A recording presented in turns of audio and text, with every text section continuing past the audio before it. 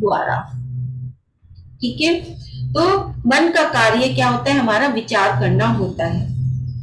विचार इंद्रियों के द्वारा ग्रहण किए गए अथवा नहीं ग्रहण किए गए सभी विषयों का हो सकता है। यानी कि जो इंद्रियों के द्वारा हम ग्रहण कर रहे हैं और जो इंद्रियों के द्वारा ग्रहण नहीं कर रहे हैं, उन सभी का क्या हो सकता है, विचार हो सकता है। और इस विचार का नाम ही श्रुत है।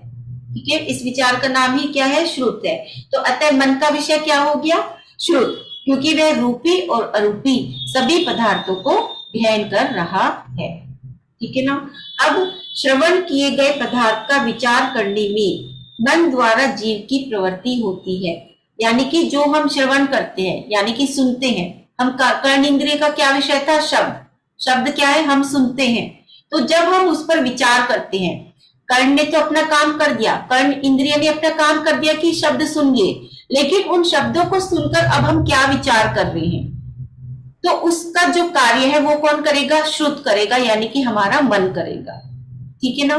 तो इस प्रकार से इसको समझेंगे। जैसे कि कर्ण इंद्रिय से सुना गया शब्द का ज्ञान तो मति ज्ञान हो गया, कि हमने कान इंद्रिय से, कर्ण इंद्रिय से जो सुना वह तो हमारा मति ज्ञान हो गया, और उस मति ज्ञान पूर्वक किए गए विचार को श्रुत ज्ञान कहते हैं। ठीक है, तो उपदेश श्रवण करने से कर्ण इंद्रिय निमित्त होती हैं, कि हम प्रवचन में गए, हमने उपदेश को ग्रहण किया, तो वह क्या हो गया, कर्ण हमारे निमित्त बन गए। और उनका विचार करके यथार्थ निर्णय करना, यानी कि उस प्रवचन को सुनकर आने के बाद उस पर चिंतन मनन करना, वह किसका विषय है, वह श्रुत ज्ञान का विषय है, यानी कि वह हमारे मन के निमित्त से होता है। ठीक है, तो हित की प्राप्ति और अहित का त्याग किसके द्वारा होता है, वह मन के द्वारा होता है। हमने प्रवचन सुन लिया, सारी बातें सुन ली, उसमें हित भी बता दिया, अहित भी बता दिया कि क्या छोड़ने योग्य है और क्या ग्रहण करने योग्य है। सारी चीजें हमारे कर्ण ने क्या किया, वो तो सब शब्दों को सुना, लेकिन हमारा मन अब उस चीज में से निकालेगा कि क्या हित है, क्या अहित है, क्या उसका विचार है। तो इस प्रकार से ये हमारे दोनों हो गए, मन का विषय भी और क्या कहते हैं, कर्ण इंद्रिय का भी, कि मति ज्ञान भी और श्रुत ज्ञान भी। तो इसमें क्या हो गया, अंत में यही होगा कि हमारा जो मन का विषय है वह है हमारा क्या कहते हैं, श्रुत, यानी कि श्रुत ज्ञान। ठीक है, तो ये हमारा 21 नंबर का सूत्र हुआ। अब आगे बढ़ते हैं। अब निकलेगा हमारा स्पर्शन इंद्रिय का स्वामी कौन है। अभी तक तो विषय निकले थे पांचों इंद्रियों और मन के, अब स्वामी निकल रहे हैं। स्वामी मतलब उस चीज का स्वामी कौन है, किसको होती है स्पर्शन इंद्रिय, उसका यहाँ पर वर्णन है। तो छोटा सा सूत्र है, लेकिन देखिए इसका विस्तार कितना सारा है, सिर्फ एक छोटे से शब्द के अंदर कितना विस्तार है।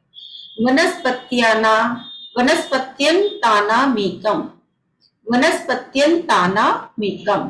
ठीक है, तो वनस्पति काय है अंत में जिसके, किनके अंत में था वनस्पति काय, स्थावर बताए थे अभी 5 प्रकार के, है ना, तो उसके अंत में था, सबसे अंत में कौन सा था, वनस्पति कायिक बताए थे ना। कौन कौन से बताए थे, पृथ्वी कायिक, जल कायिक, अग्नि कायिक, वायु कायिक और वनस्पति कायिक।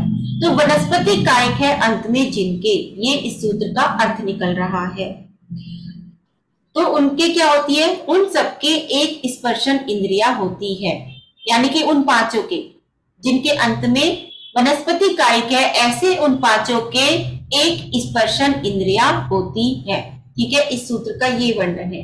क्यों होती है, क्योंकि उनके स्पर्शन इंद्रिया वर्ण कर्म के ही क्षयोक्षम होता है। किसका होता है, ये भी नाम कर्म की ही एक प्रकृति है कि स्पर्शन इंद्रिया वर्ण कर्म का ही उनका क्षयोक्षम होता है, इसलिए उनके सिर्फ एक इंद्रिय होती है। किनके, उन पांचों के, अग्नि कायिक, जल कायिक, वायु कायिक, नहीं पृथ्वी कायिक, जल कायिक, अग्नि कायिक, वायु कायिक और वनस्पति कायिक जीवों के एक स्पर्शन इंद्रिया होती है। तो यानी कि इनका स्वामी कौन हो गया, स्पर्शन इंद्रिय का स्वामी कौन हो गया, ये पांचों के पांचों जो कायिक है, यानी कि पृथ्वी कायिक, जल कायिक, अग्नि कायिक, वायु कायिक और वनस्पति कायिक, ये सारे के सारे क्या होगा, स्थावर, ये सारे के सारे स्पर्शन इंद्रिय के स्वामी हो गए। ठीक है, अब कोई पूछे कि पृथ्वी आदि में जीव है, यह कैसे जाना जा सकता है कि पृथ्वी क्या हमारे जैसी है। अगर हम कहें कि हम जीव हैं, तो पृथ्वी क्या हमारे जैसी है, हम पृथ्वी को जीव क्यों माने, है ना। हम वनस्पति को जीव क्यों माने, तो उसका उत्तर इस प्रकार से है कि पृथ्वी में भी वृद्धि होती रहती है, पृथ्वी घटती बढ़ती रहती है, ठीक है। और जो जल, अग्नि और वायु है उसमें क्रिया होती है। आपने देखा ही होगा कि जल में भी क्रिया होती है, वायु में तो हलन चलन होता ही है, और अग्नि में भी क्रिया होती है। कभी वो तेज हो जाती है अग्नि और कभी हल्की हो जाती है। तो इन तीनों की क्रिया तो हमें फिर भी दिखाई देती है, लेकिन हमें पृथ्वी की क्रिया नहीं दिखाई देती। मगर पृथ्वी भी क्या होती है, घटती और वृद्धि को प्राप्त होती है, ठीक है। और अग्नि का क्या है, अग्नि को जब हम किसी चीज से ढक देते हैं तो वो बुझ भी जाती है, ठीक है। तो इस प्रकार से अग्नि को भी हम मान सकते हैं कि उसके अंदर जीव है। और वनस्पति, उसको तो हम देखते ही हैं कि उसमें वृद्धि भी होती है, संकोच भी होता है और विकोच भी होता है। तो इस प्रकार से वनस्पति को हम देख सकते हैं किस प्रकार से कि उसमें वृद्धि भी होती है, संकोच भी होता है यानी कि सिकुड़ना, और विकोच भी देखा जाता है। तो इसलिए वह उन सब में जड़ नहीं है, वह सारी चीजें क्या नहीं है, जड़ नहीं है। अगर जड़ नहीं है तो क्या है, चेतन है ना। चेतन है तो इसका मतलब उनके अंदर जीव है, ठीक है। तो इस प्रकार से हम यहाँ पर लगा सकते हैं कि जो स्पर्शन इंद्रिय है उसका स्वामी कौन है, ये सारे के सारे जो स्थावर हैं, ये पांचों प्रकार के कायिक होते हैं, ठीक है। फिर उसके बाद आता है पृथ्वी, जल, अग्नि, वायु कायिक, और जो साधारण वनस्पति है। देखिए वनस्पति दो प्रकार के बताए थे, साधारण वनस्पति और प्रत्येक वनस्पति। तो जो साधारण वनस्पति है, इन सबकी जीवों की जो अवगाहना होती है वह क्या होती है, घनांगुल के असंख्यातवें भाग प्रमाण होती है। घनांगुल के असंख्यातवें भाग प्रमाण इनकी क्या होती है, अवगाहना यानी कि ऊंचाई होती है, हाइट होती है। और प्रत्येक वनस्पति की अंगुल के असंख्यातवें भाग से लेकर, अब देखिए सिर्फ प्रत्येक वनस्पति की बता रहे हैं कि अंगुल के असंख्यातवें भाग से लेकर यानी कि इतने छोटे से लेकर, और उत्कृष्ट आयु कितनी बता रहे हैं, उत्कृष्ट अवगाहना 1000 योजन तक की अवगाहना होती है। 1000 योजन, सोचिए एक वनस्पति काय की, वो भी प्रत्येक वनस्पति की उत्कृष्ट अवगाहना कितनी बता दी, 1000 योजन। और वो कहाँ होती है, तो वह भी बता रहे हैं कि 1000 योजन की अवगाहना वाला क्या होता है, कमल। कमल का जो फूल होता है वो होता है 1000 योजन अवगाहना वाला। और वो कहाँ होता है, वो स्वयंभू रमण समुद्र में होता है, जो कि हमारा अंतिम समुद्र है, स्वयंभू रमण समुद्र, वहां पर होता है। देखिए हमारे यहाँ असंख्यात द्वीप और असंख्यात समुद्र होते हैं, ठीक है ना। हम लोग कहाँ पर हैं, हम लोग सबसे शुरू के यानी कि जम्बू द्वीप के अंदर होते हैं हम सब। और जम्बू द्वीप कैसा, चूड़ी के आकार का होता है। फिर उसको ऐसे घेरे हुए कौन सा होता है, लवण समुद्र होता है, ठीक है। फिर उसको घेरे हुए ऐसे चूड़ी के आकार के होते हैं, ऐसे घेरा बनाते जाते हैं। पहले जम्बू द्वीप, फिर लवण समुद्र उसको घेरे हुए होता है। फिर उसके बाद होता है धातकी खंड यानी कि धातकी द्वीप भी इसको कहते हैं। एक समुद्र, एक द्वीप, एक समुद्र, एक द्वीप, एक समुद्र, इस प्रकार से होते हैं। पहला एक द्वीप जम्बू द्वीप, फिर उसके बाद लवण समुद्र, फिर धातकी खंड, फिर उसके बाद होता है पुष्करार्ध कालोदधी समुद्र, ठीक है। फिर होता है पुष्करार्ध द्वीप जो कि आधा होता है। तो ये सब कितना होता है, 2.5 द्वीप के अंदर आता है। और इसके अंदर ही अंदर कौन होते हैं, मनुष्य होते हैं, ठीक है ना। ये सभी को पता है, करुणा नियोग का विषय है ये। सिर्फ थोड़ा सा ही बताऊंगी, विस्तार में नहीं बताऊंगी यहाँ पर, ताकि आप समझ सको कि स्वयंभू रमण समुद्र कहाँ पर है। और उसके अंदर इतना बड़ा कमल का फूल होता है। देखिए 1000 योजन की अवगाहना वाला कमल का फूल, हम लोगों ने तो सिर्फ इतना सही देखा है कमल का फूल, लेकिन वहां पर कितना बड़ा होता है। तो कितना बड़ा समुद्र होगा जिसके अंदर एक फूल भी कमल का कितना बड़ा है ना। तो उसके बाद होता है हमारा पुष्कवर समुद्र, फिर वारुणीवर द्वीप और वारुणीवर समुद्र, और फिर इसके बाद हमारा जो हम 28 में पूजा करके आते हैं 8वें नंबर का, वो होता है नंदीश्वर द्वीप, है ना। उसकी हम सभी लोग पूजा करते हैं, जहां पर हम लोग नहीं जा सकते, सिर्फ कौन जा सकते हैं, देवता गण ही वहां पर जा सकते हैं, और वही जाकर वहां पर पूजा करते हैं नंदीश्वर द्वीप में। इस प्रकार से असंख्यात द्वीप और समुद्र हैं, एक के बाद एक। और अंत में कौन सा आता है, स्वयंभू रमण समुद्र आता है, जिसके अंदर ये 1000 विस्तार वाला, योजन विस्तार वाला कमल का फूल होता है, जो कि प्रत्येक वनस्पति का एक जीव होता है। ठीक है, तो ये हुआ हमारा 22 नंबर का सूत्र, जिसमें कि स्पर्शन इंद्रिय का स्वामी कौन है वह बताया गया है। अब जो हमारा 23 नंबर का जो सूत्र है, उसके अंदर जो हमारी और शेष 4 इंद्रियां हैं, बाकी की जो 4 इंद्रियां हैं, उनके स्वामी कौन है वह बताया जा रहा है। ठीक है, तो इसमें देखते हैं, क्रमी पिपीलिका भ्रमर मनुष्यादिना में कई वृद्धानी। क्रमी पिपीलिका भ्रमर मनुष्यादिना में कई वृद्धानी, यानी कि क्रमी, क्रमी माने होता है लट, पिपीलिका माने होती है चींटी, भ्रमर भौरा आप सभी जानते हैं भ्रमर, और मनुष्य, तो ये क्या है, आदि यानी कि शुरू से लेकर एक एक क्रम से वृद्धानी बढ़ती जाती है, क्या, इंद्रियां। ये बता रहे हैं इसमें कि इनके जो नाम दिए गए हैं, इनमें एक एक करके क्रम से क्या बढ़ती जाती हैं, इंद्रियां बढ़ती जाती हैं, और फिर उनके स्वामी कौन कौन है वो विस्तार से जानते हैं।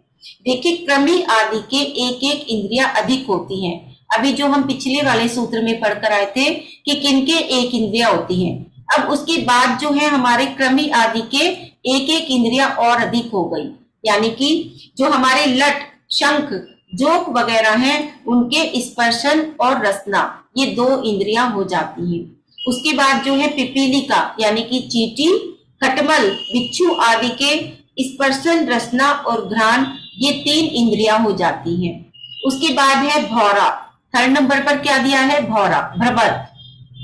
तो भौरा, मक्खी, डांस और मच्छर, इनके क्या हो जाती हैं, इनके स्पर्शन, रसना, घ्राण और चक्षु, ये 4 इंद्रिय हो जाती हैं। देखिए हम लोग कितने मच्छर मारते हैं, जैसे ही मच्छर काटते हैं तुरंत वहां हाथ चला जाता है और वो मच्छर है ना, 4 इंद्रिय जीव होता है मच्छर।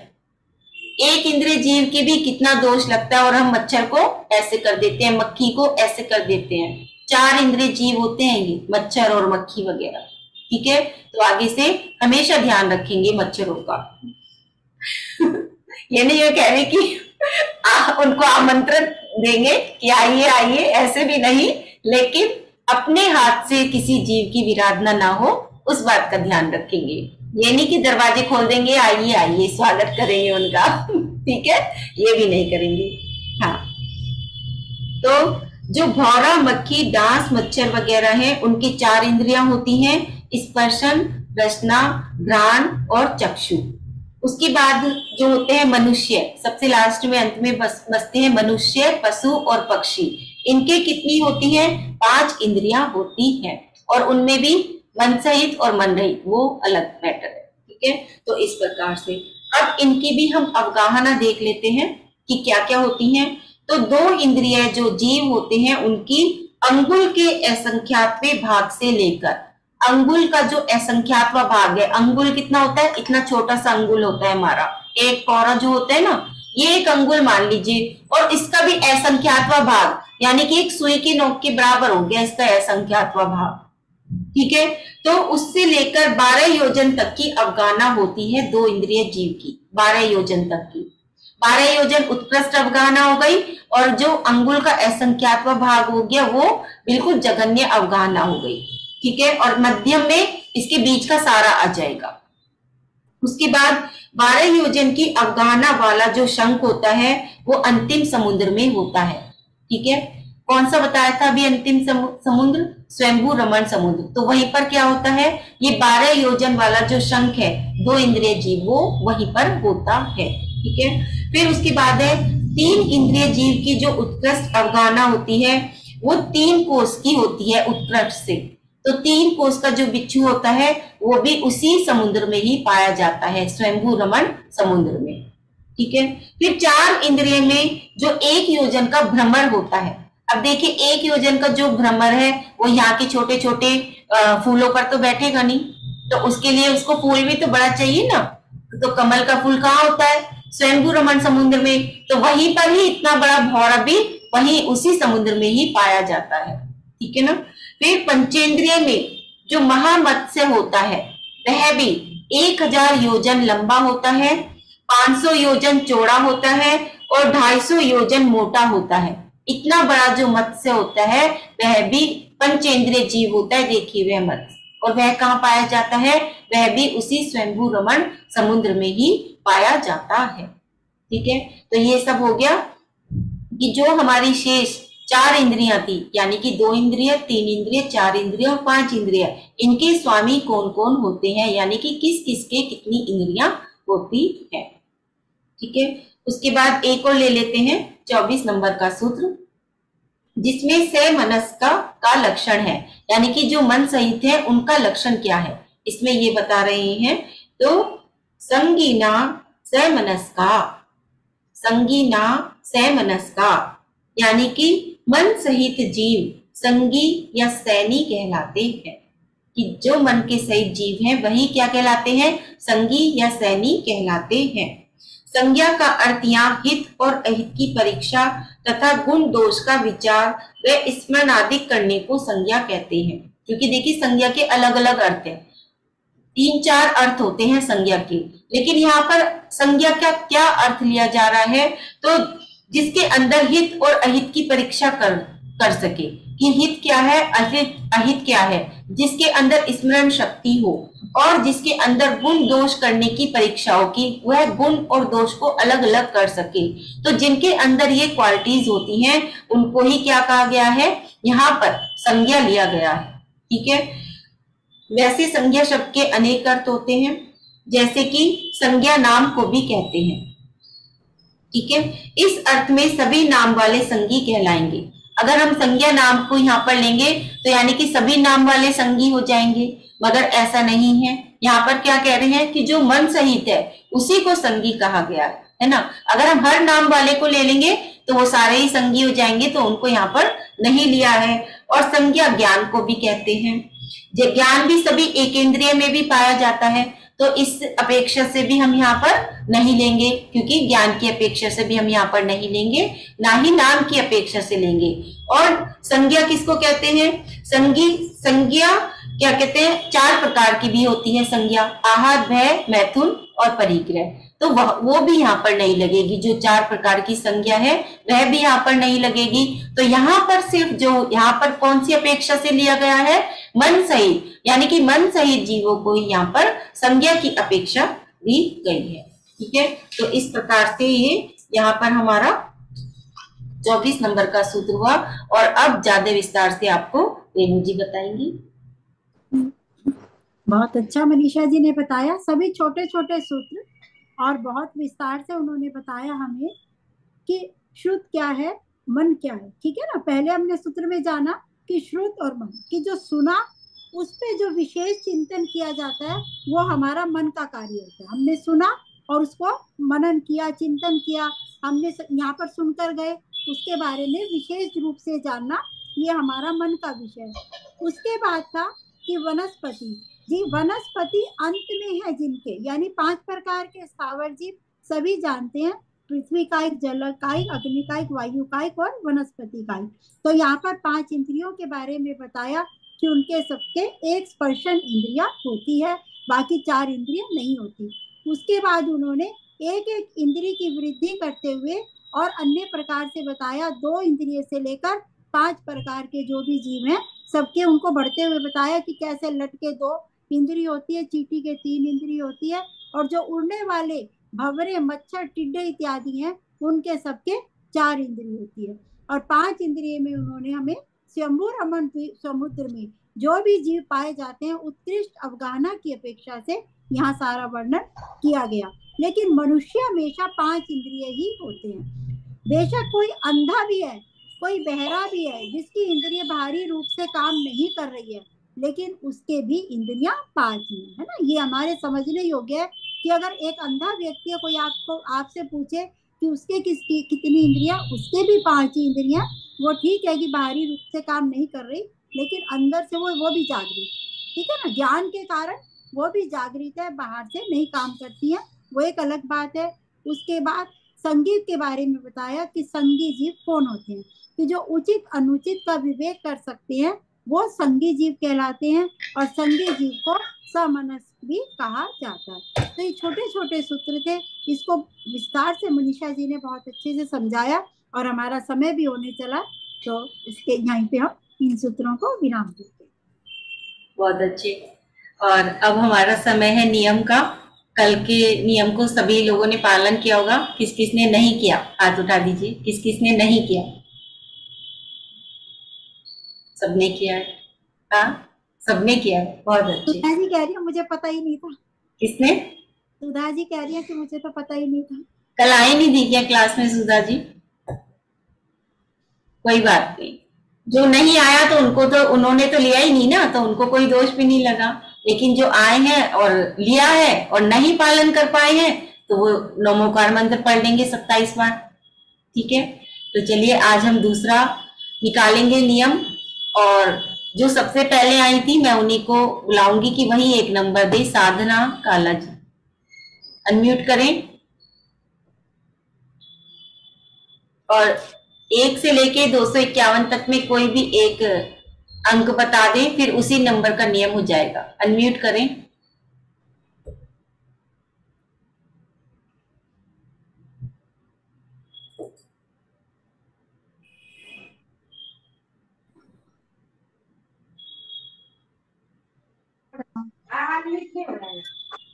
हाँ, नंबर बताइए। 61 बताए सर। 61। हाँ ठीक है, हाँ होया। मंदिर जी की हर वेदी में 9 बार नमस्कार करें। आपके मंदिर में देखिए, जो मंदिर जाते हैं उनकी वेदी में मतलब उनके मंदिर में जितनी भी वेदियां हैं, हर वेदी में आपको 9 बार नमस्कार करना है। यानी कि गवासन में बैठकर आपको 9 बार नमोस्तु करना है हर वेदी पर। ठीक है, तो ये नियम है कल का। कुसुम जी कुछ कहना चाहती हैं? मैं भी नंबर बोलना चाह रही हूँ। क्या कुसुम जी? एक मिनट, नंबर बोलना चाह रही हूँ। 75। अब तो हो गया, अब आप कल बोलिएगा। एक दिन का एक ही नियम है। ठीक है, थैंक यू। ठीक है, तो ये कल का नियम है कि वेदी पर जितनी भी वेदियां हैं वहां पर आपको बैठ के हर वेदी पर 9 बार नमस्कार करना है। ठीक है, नमस्ते करना है। सुधा जी।